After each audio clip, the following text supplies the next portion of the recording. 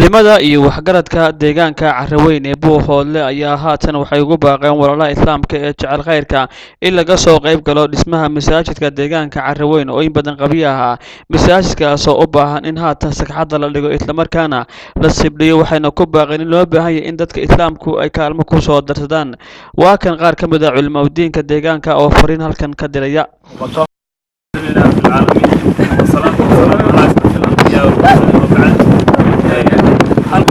مساجد عدوين ماشي جونا وعدوين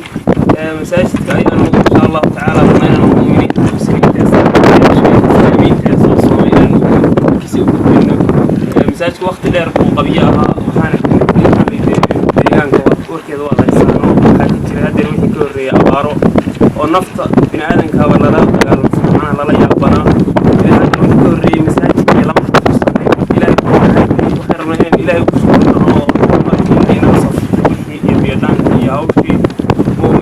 tan iyo dad meesha joogaan wax kasta oo danaynaya oo wixiisa raba ama raba inuu shaqaysto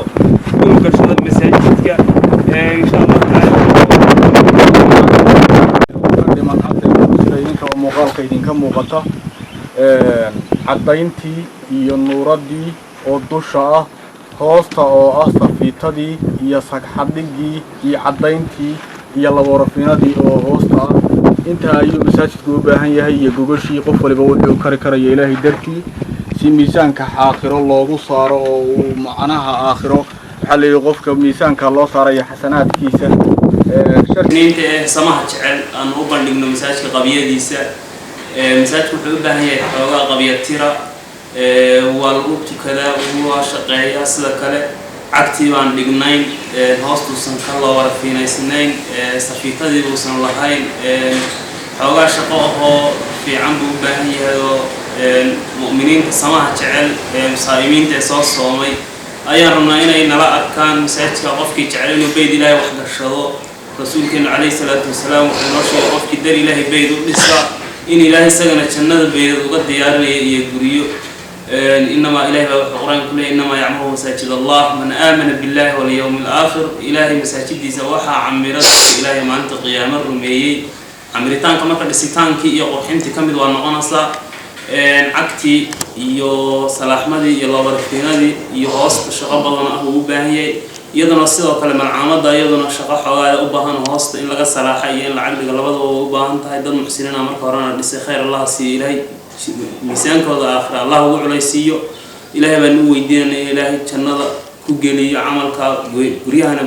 جنة قريه وقدس إلهي إذن كي سبحانه وتعالى مساجد كملك وحلو قياسي سيور سحد الجلي كريه يكوف اللان كريه إلى سيدات حبوا إلى بقول حبوا وحول نحية